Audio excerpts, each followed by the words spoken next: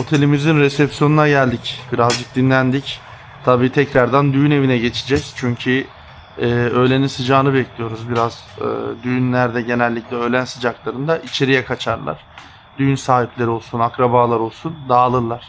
Biz de onu fırsat bildik ve geldik. Dinleniyoruz. Birol abim var. Yenge hanım odasında dinleniyor. Ali abim de kokonatını içiyor, avokadosunu. Her şey yolunda mı Ali abi? Çok güzel abi. Mutlusun. Rahatım, mutluyum abi. Her şey yolunda. Çok güzel. Rahatsan okey. Şimdi Birol abiye mikrofonu uzatacağım. Özellikle Birol abi yıllardır Endonezya'da Pekanbaru, Sumatra adasının kalbinde eşiyle uzun yıllardır evli ve mutlu mesut bir şekilde yuvası var. Yıllar önce, 3,5 yıl önce biz Birol abiyle video çekmiştik. Kulakları çınlasın, Padang şehrinde. Padang'da, Samet'in orada. Samet'in orada. Ondan sonra çok güzel bir röportaj olmuştu. Çok fazla yorum da geldi. İşte beğenen oldu, beğenmeyen oldu. Normal. Şimdi fikirler dediğim gibi hani insanlar şey yapabilir, ne derler. Kişilerin fikirleri saygı duyarız. Abi öncelikle geçmiş olsun. Sağ ol. Kafandan bir yara çıktı. Operasyonu geçirdik. Evet. Ne oldu abi, anlatır Ya mısın? 6-7 yıl önce Türkiye'de bir odun keserken ağaç gelmişti şuraya. Heh. Yara kanadık, kabuk bağladı, kabuğu atmadı yıllardır. Evet, Orası hatırlıyorum kaldı. abi. Ondan sonra ben de Türkiye'de gidiyordum. Hep ozon spreyi sıkıyor gönderiyorlar. Ozon spreyi sıkıyor gönderiyorlar. Bu esnada kafam karıştı. Ailede de yani teyzemde de cilt kanseri çıkınca buraya Şüphelendim. geldiğimde şüphelendim. Burada doktora geldik işte. Buradaki Aval Bros var. Evet. Bizim BPJS sigortamız var biliyorsunuz. Evet, yengem öğretmen olduğundan dolayı Yok, biz kendimiz ödüyorum ben. Kendin Ayda mi ödüyorsun? 150 bin rupiyi ödüyorum. Heh. Birinci sınıf hastanelerden hizmet alıyorum. Hem devlet hastanelerinden hem de özel hastanelerden. Geldim buraya, doktorlar sağ olsunlar. Ya bir de Türklere çok aşırı derecede saygı duyuyorlar. Evet. Doktorlar olsun, hemşireler olsun. Bir de hanımın öğrencilerinden çok doktor var. İngilizce öğretmen olduğu için. Çok ilgilendiler. 3 gün içinde tahliller yapıldı. Her türlü şey yapıldı. Anesteziye girdik. Operasyon olduk. Fakat operasyondan sonra havanın çok sıcak olmasından dolayı Yara kapanmadı. enfeksiyon kaptı. Evet, gördüm abi Ha. fotoğrafları. Ve bekledik yavaş yavaş. Bir de hafif bir gizli şeker var. Yani şekerden dolayı da. Çünkü neden? Burada aldığımız gıdalarda genelde şeker daha çok, farkındaysan. Yaş kaç bu arada abicim? 63. Ve yara kapandı. Kapanmak üzere. Yani bir hafta sonra bu sargıyı atacağız herhalde. Öyle görünüyor. İnşallah. Pansuman yapıyorsun. Yer, abi. yer. Ne Yani- düşünüyorsun Endonezya hakkında? Vallahi- Gelen giden çevren oldu, bayağı bir yardımcı olduğun insanlar oldu, iş Yardımcı adamı olduk. oldu. Ben bundan sonra kimseye yardımcı olmamaya çalışıyorum. Türklerden de uzak duruyorum. Niye? Ya insanlar, biz burada geldik buraları bozmaya başladık. Bakın, ben hep derdim ki mutlu insanlar ülkesi. Biz bu mutluluların içine bir geldik. Kendimizi de getirdiğimiz huyumuzu da getirdik. Ahlakımızı da getirdik. Bozduk buraları. Ve ben o nedenle belki yaşadığım şehirde şu anda 6-7 tane Türk var. Bir tek Şaban abiyle görüşüyorum. Geri kalan hiç kimseyle görüşmüyorum. Niye? Ya biz dedikoducu bir milletiz. Biz birimiz yükseldiğinde vay nasıl oldu? Nereden kazandı? Nasıl yaptı bunu? Biz böyle insanlarız yani. O nedenle uzak duruyorum. Kimseye de yardım etmemeye çalışıyorum. Niye? Ya arkadaş 5-6 kişiyi geri geldi evlendirdim Pekanbaru'da. Türkiye'ye gittikten sonra Evlendirdim derken yani, yardımcı oldun. Kimseye oldu. eş falan Konuşuyorlar. bulmadın. Ben eş bulmam kimseye. Ben bu yaştan sonra strese de gelemem. Çöp çatan falan İşim değilsin olmaz zaten. öyle şeylerle. Arıyor beni. Abi ben işte şu kadınla görüşüyorum. Bir yardımcı olur musun? İzmir'den olur, Manisa'dan veya başka bir yerlerden buluyorlar. Instagram'dan veya işte, sosyal medyadan. Ya geliyorum, koşturuyorum. Ben yeri geldi Jakarta'ya kadar geldim. Ben niye kendi cebimden paramı vereyim? Benim bugün bir Jakarta'ya gidip gelmem 10 milyon. Aynen. Bizim parayla 30 bin lira. Evet. Ve ben niye sen evleneceksin diye ben niye bu parayı harcayayım? Tamam, uçak biletini karşılar, otel masrafını karşılar, gider gelirdim. Ama bakıyorum ki bu adamları evlendiriyoruz. Türkiye'ye gidiyorlar. Burada abi baba diyorlar. Oraya gitti mi ne bayramda arayan var ne seyranda arayan var. Dedim ki aman kimseye karışma. Hiç kimsenin işine burnunu sokma. Arayan olursa da kardeşim evlenme safhasına geldin. Az çok bir görüşmem var. Bu işi yapan profesyonel arkadaşımız var. Aynen. Gidin ona. Aynen abi. Her iyiliğin bir bedeli vardır kardeşim. Gülümsemenin bile bir bedeli vardır. Aynen. Mutluluğun bile bir bedeli Aynen vardır. öyle abi. Gidin. Bekir kardeşim var. Onunla yapın bu işi. tek zaten lisanslı şirket olarak yapan kişi o. Ben hep diyorum merdiven altı Aynen. insanlarla çalışmayın. Niye? Olmaz. Adam gelmiş buraya, evlenmiş, 15 gün, 20 gün veya bir ay kalmış, almış eşini, gitmiş Türkiye'ye, Endonezya eşini. Orada bir TikTok hesabından canlı yayınla çöp çatanlık yapıyorlar. Yanlış anlamayın, ben şunu da söyleyeceğim, yani kadın pazarlar gibi oluyorlar. Onu onunla buluşturuyorlar, işte şöyle telefonlar veriliyor, şey yapıyor. Ya biz bu kadar mı aciz olduk ya? Endonezya'nın insanları gerçekten güzel. Ya burada insanları da ne Türk insanının küçük düşürülmesini istemiyorum, ne de Endonezya kadınlarının Aynen. küçük düşürülmesini istemiyorum. Ve bu nedenle de kimseye de karışmıyorum. Ne halleri varsa görsünler. Ha kardeşim paran varsa gelirsin, evlenirsin. Bu işi yapan profesyonel arkadaşımız var. Onunla yaparsın bu işi. Akdini imzalarsınız, parasını verirsin. Adam senin için. Ben hep diyorum. Bana diyorlar ki abi Bekir çok para istiyor. Ya kardeşim senin için dağ taş demeden bilmediği Aynen öyle abi. balta girmemiş ormanlara giriyor. Çoluğundan çocuğundan uzak kalıyor. Belki bir hafta, belki 2 hafta. 20 gün. Ha. Kimse bu işi bedavaya yapmaz. Yapmaz. Ağzınıza bir lokma ekmek aldığınızda çiğnemeden yutabiliyor musunuz? Aynen. Bedava peynir sadece fare kapanında. Onun için her işin bir bedeli var kardeşim. Vereceksin, yaptıracaksın. Ben yıllardır söyledim bu. Bunu seninle de paylaştım. Bekir. Eyvallah abi sağ olasın. Bu bunu- konuşma herhangi bir şekilde planlı yapılmış bir konuşma değil, onu söyleyelim. Kesinlikle ben bunu Spontane herkese de gelişi şu an. söylüyorum. Bugün bunu izleyecek olanlar da biliyordur. Belki beni tanıyanlar da biliyordur. Biz 3 sene önceki yaptığımız röportajda da yine aynı şekilde konuşuldu. Videoda da. Ben Endonezya'yı seviyorum. Niye seviyorum? Ya biz belli bir yaştan sonra artık rehabilitasyon gibi geliyor. Aynen. Rahat. Sokakta korna çalan yok, kavga eden yok. Küfür dahi bilmiyor onlar. Beddua dahi bilmiyorlar. Ya insanlar mutlu abi. Motosikleti biniyor. Ha, tamam. Bizim orada olsa kavga var motosiklet. Abi burada lambalarda bekliyorsun. Yeşil yanana kadar kimse korna çalmıyor ya. Olmuyor abi. Bizim Türkiye'de abi bir dakika geciksin. Öndeki aram yeşil yandı. Hareket etmedi. Arkadan bindirirler şey hemen. Kesinlikle ya. Yani ben bakıyorum, sevmediğim şeyler var. Ben bunu Endonezya'da açtım. Niye açtım? Ha bizden 50 yıl geride. Tamam. Ekonomik olarak aslında gelir seviyesi çok ülkenin. Zengini çok zengin, Zengin. fakiri maalesef. Çok kötü. Gelir adaletsizliği var. Endonezya, ben şunu görüyorum. Arabistan'dan daha fazla bir Araplaşmaya doğru gidiyor. Farkındasın değil mi Bekir?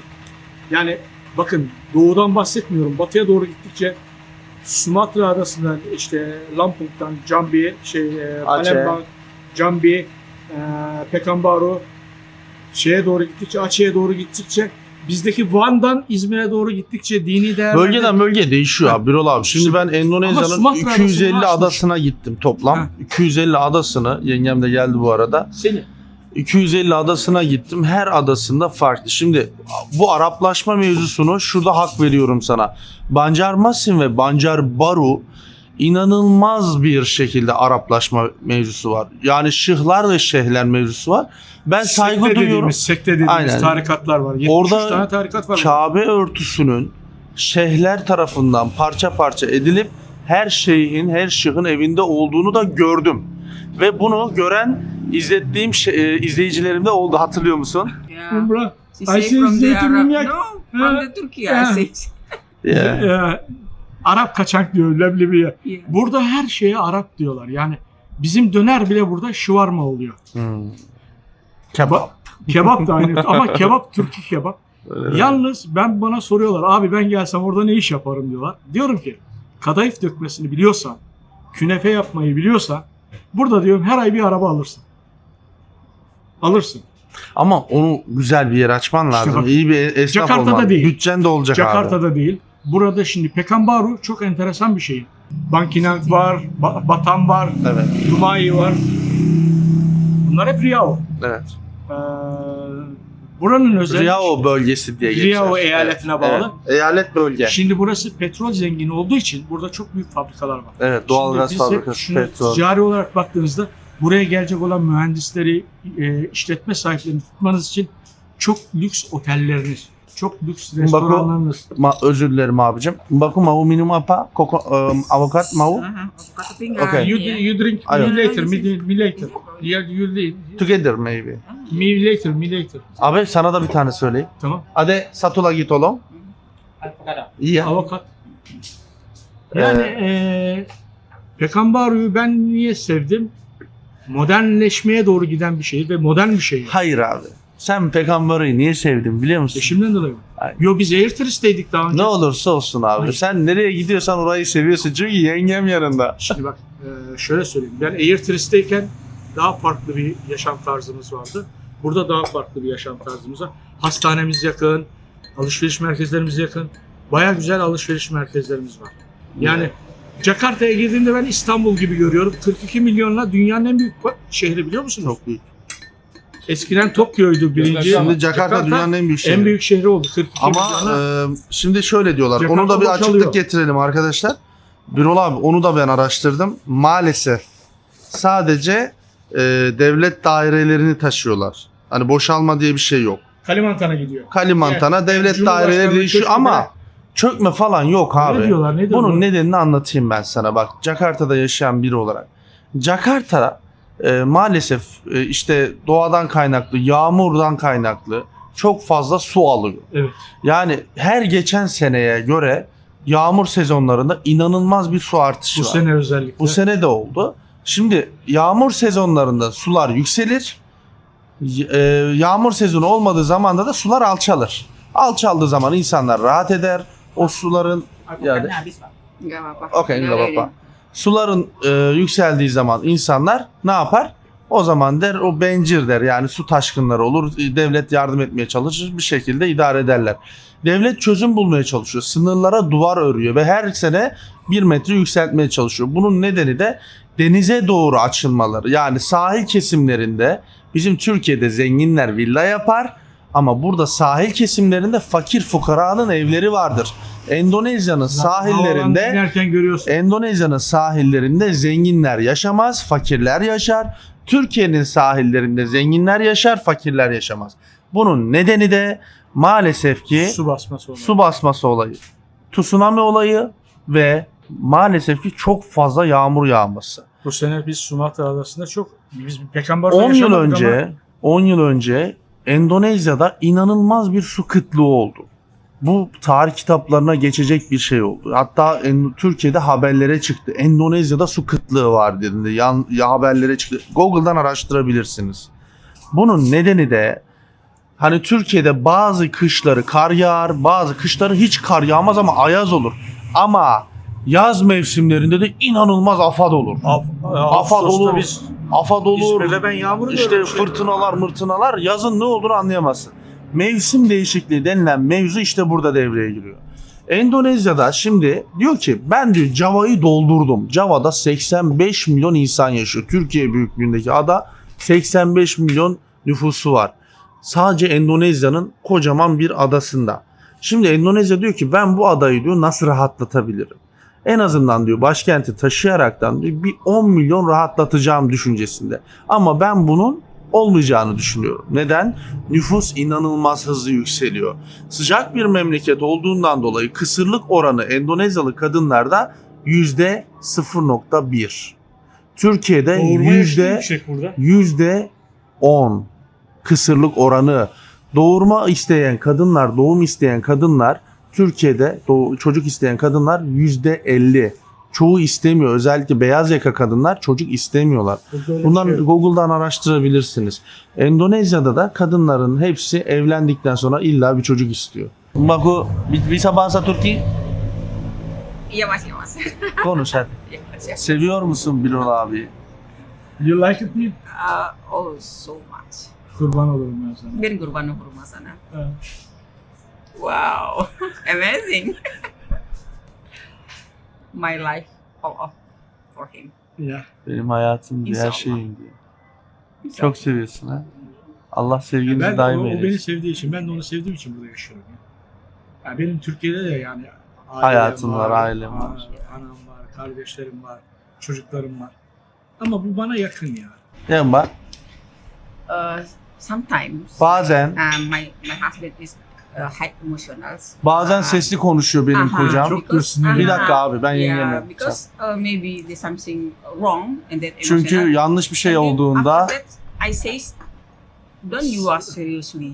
Sen- Sabar. Slowly sabar. sen hızlı bir şekilde sinirleniyorsun. Aha, Onun için aha. devamlı eşime şey söylüyorum diyor. Sabırlı ol lütfen diyor. Ben ama artık eskisi gibi drive değilim a yani car, sabırlı. drive a car. Ha, şunu Özellikle söyleyeyim. araba sürerken diyor. The Türkler- Indonesia is the crowded. Endonezya'da öyle sinirlenmeye gerek yok The diyor. motorcycle. Özellikle Trafik motosikletlerde. problemi çok burada. Yengemi dinliyorum, çeviriyorum. Aha. Dur sen. Kızardın, domates oldun. Dur. Ha, domates oldu, kızardı. Yeah, of course. Because this so many people have a negative or positive profile have. Yes. I think so. Maybe abang Birol banyak love you because before that he said to me, I wanted this married Indonesian woman because this my wife very good woman.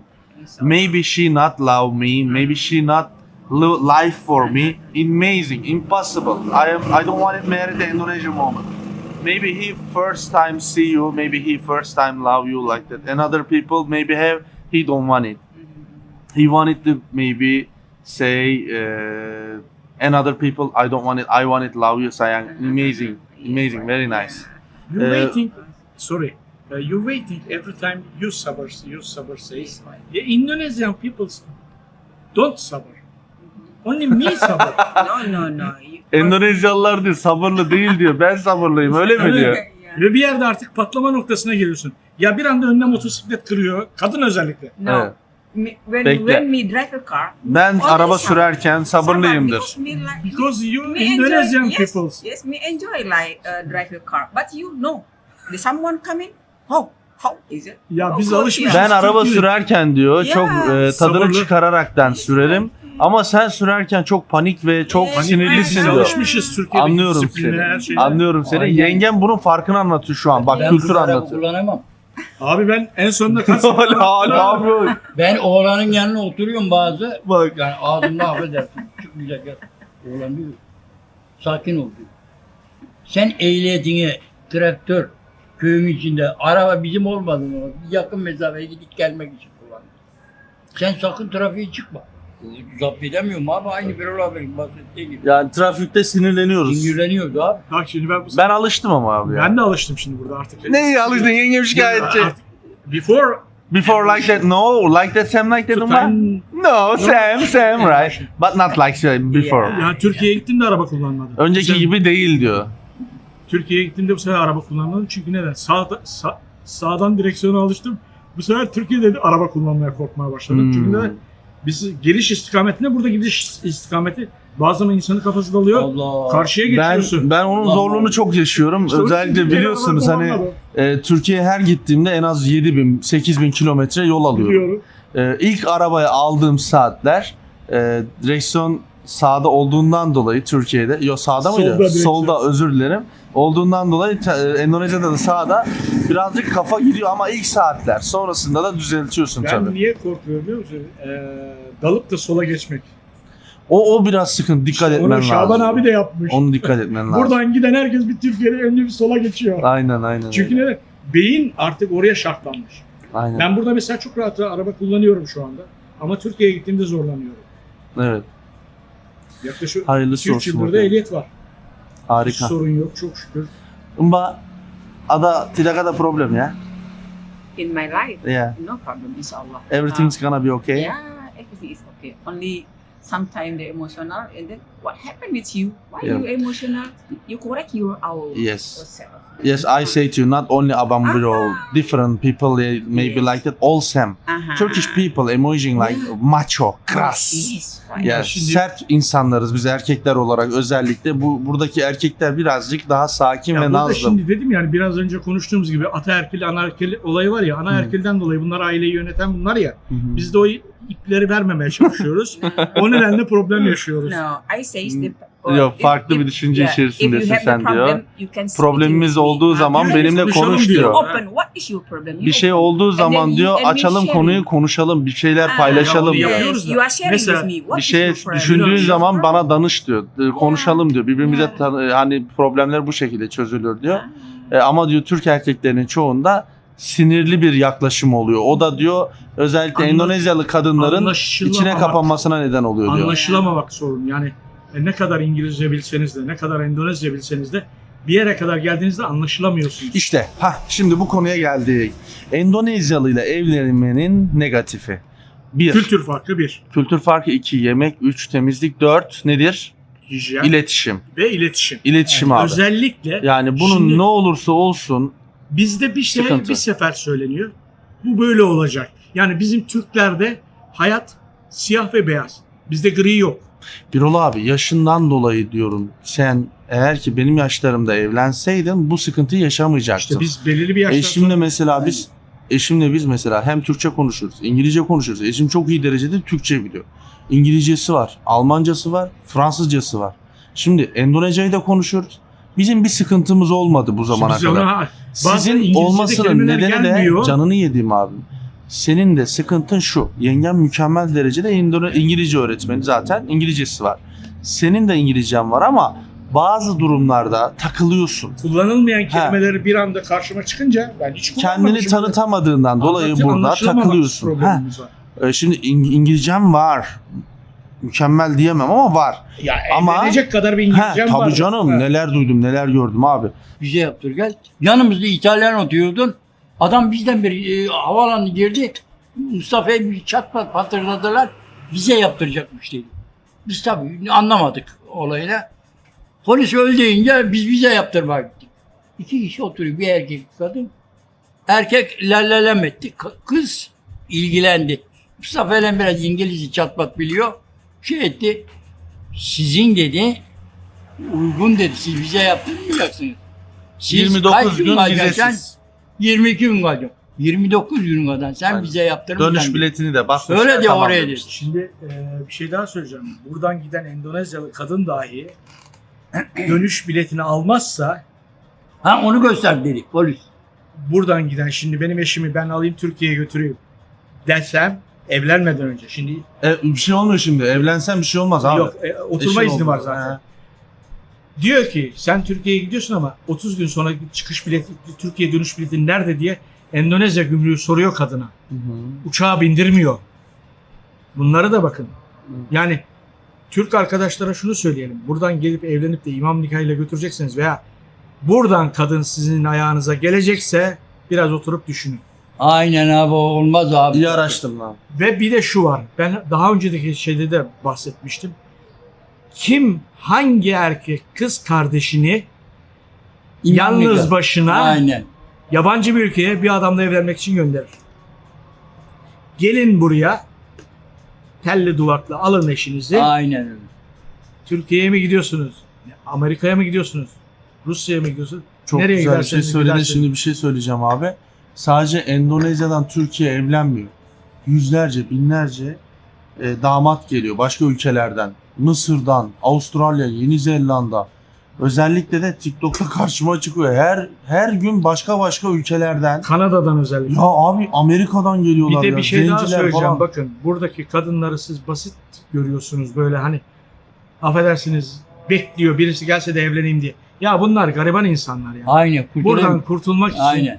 bizi Avrupa ülkesi biliyorlar. Müslüman ülkesi olarak Çoğu Avrupa öyle de, ülkesi çoğu da olarak bizi biliyor. gereksiz abi. Yengem mesela Ha. seninle severek evlendi. Biz severek evlendik. Ya. Şimdi onu genelleme yapmayalım biz yine de. Hani mantık evliliği yapan da çok. Ama Öyle söyleyelim. dikkatli olun. Severek evlenen de çok. Hepsine saygımız var. Kimseye Yolları, para bakları açık göndermeyin. Evleneceğiniz güne kadar da kesinlikle para göndermeyin.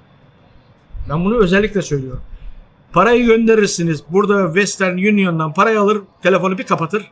Bir daha ulaşamazsınız. Sarı çizmeli Doğru, Mehmet güzel Ali. söyledin. Dolandırıcılara dikkat edin. Acayip Her derecede. yerde dolandırıcılar var. Yani Bu üzerinden de ben çok fazla evleneceğim. Beni dolandırıcı çok oluyor. seviyor eğer sizinle bir yıl görüşür. Ben işte şuradan pasaport yaptıracağım. Şurada sana vize alacağım. Şunu yapacağım, bunu yapacağım. Bana 20 bin gönder, bana 30 bin gönder der. Çocuğumun okul parası der, sizden para ister. Sakın kimseye para göndermeyin. Eyvallah. Buraya gel diyor. Birol abinin evine geldik. Pekanbaro'dayız. Birol abinin evinin olduğu nasıl belli? Bak Türk bayrağını asmış oraya. Abi çay demliyor mu Birol abi? Onu hallediyorum ya. Ne yapıyorsun? Hani demlik nerede? Dur geliyorum Ali Baba. He? Oo, demli memli her şey hazır kardeşim. Bunlar senin çocukların. Ama sağ ol abi, tamam. Burada Bu ne? yumurta altlığı yok biliyorsun değil mi? Var ya. Nerede var? Süpermarketlerde vardır. Ulan burada hiçbir yerde bulamadık biz. Türkiye'de getirdim bunları. Doğrudur. Abi lavabo nerede? Okul zamanı. Güzel bir ev. It's me. And then it's my daughters. Oo, senin daughter. And daughter too. This is Yenge hanımın kızları. Seni zaman bak. no yes. Yani Athena Kumayan. This is Oh. the first name. The first Yenge hanım, daughter. yenge hanım yüksek lisans And yapmış. the second. She's nurse. Oo, hemşireymiş kızı. This Teacher. teacher. Arkadaşlar bu işin içinde siz sadece bu videolarda, paylaşımlarda, YouTube'da mutfaktaki olayı görmüyorsunuz. Siz sadece restorandaki o güzel yemekleri görüyorsunuz veya işte düğünde yaşanan mutlu sahneleri görüyorsunuz. Arka planda neler oluyor onları göremiyorsunuz. Bu nedenle bir şeyler yapılırken Sezar'ın hakkını Sezar'a vermek lazım. Bunda şimdi biraz önce yaşadığımız bir olay var. Onu Bekir kardeşim daha iyi açıklayacak. Burada düğünler sokaklarda yapılıyor veya salonlarda yapılıyor. Sokağı 2 gün kapatıyorsunuz izin alıp. Eğer ki organizasyon firması gelip de sokaktaki o kurulu sizin o şaşalı seyrettiğiniz kapalı alanı toplamadığınız zaman bazı sıkıntılar yaşanıyor. Şimdi biraz önce aldığımız bir haberde kızın babasına ve ailesine uygulanan şiddet var. Çadırların sökülmediğine dair o evlenme olayının gerçekleştiği kapalı alanın montajının sökülmesi olayı var. Sökülmediği için komşular tarafından şiddete maruz kalmış bir aile var. Yani bunların şimdi organizasyon yapılırken siz sanmayın ki her şeyin kolay olduğunu. Bekir kardeşim bu yüzden dolayı inanın bana çok zorluklar yaşıyor. Ben ilk defa bir düğüne Bekir'le katıldım ve ben şunu gördüm. Bazıları diyor ki işte bana da şikayetler geldi. İşte Bekir kardeşim çok yüksek meblağlar istiyor şöyle. Kardeşim bana onun 2 mislini de verseniz ben bu işi yapmam. Ben bu yaştan sonra ne o stresi çekerim ne de o işi yaparım. Anladın mı Bekir? Yani bu bizlerin yapacağı bir iş değil. Eğer çok biliyorsa insanlar, yabancı dilleri de varsa kendi başlarına gelsinler yapsınlar. Belaya da mutluluğa da kendileri ulaşsınlar. Eyvallah abi. Her yerde, her ülkede iyi insanlar ve kötü Bir şey insanlar daha var belirteyim. diyor. Yani bizdeki Ege'nin insanıyla Karadeniz'in insanı, kültürel yapılar, yaşayış tarzları, konuşmaları nasıl farklıysa veya işte bir Trakyalı'nın veya bir Kayserili'nin veya bir Kastamonu'nun veya bir Mardinli'nin yaşam kültürleri nasıl farklıysa burada daha fazla farklı kültürler var. Bizde 7 bölge var. Burada 38 tane ayrı bölge var. 38 eyalet var. Ve bu eyaletlerin içinde farklı farklı kabileler var. Yani burada küçücük bir şey için onlarca insanın kanının döken kabileler de var. Onun için ben Bekir'e diyorum ya Bekir diyorum sen gidiyorsun bu Papualara Allah diyorum sana kolaylık versin. Yani bu işler hakikaten göründüğü gibi değil. Eyvallah abi, sağ olasın, teşekkür ederim. Maybe we think say like that Turkish people or another country people. We thinks like that not everything's gonna be okay. Not we say all people good. We say good people have, bad people have. But you are first time, firstly you are be careful. And then you have a good plan, and then you are good working like that. Hayırlısı olsun. Arabayı çekmem lazım herhalde dışarıda. Dur bak. Var abi var. Var da ben ilk defa yiyeceğim böyle adını sen söyle. Kiremit de sos. Kiremit de aynen. Abi bu şimdi Tavuk değil mi abicim? Birol abilerle beraber Pekanbor'da bu ne? restorana geldik. Ne o? Fıstık ezmeli sebze. Abi görüşürüz. Bay bay. Abi dediği gibi Birol abi haklı. Ya belki de verilmiş sadakamız varmış. Yani hani her bölgede oluyor böyle şeyler. Abi çok bölge ayırırdık. Kamerayı tutabilir misin abicim? Böyle uzaktan. Çok bölge ayırırdık abi. Bu adresi nasıl bulacağım bir dakika. Günler herkese. Bay bay. Bye bye.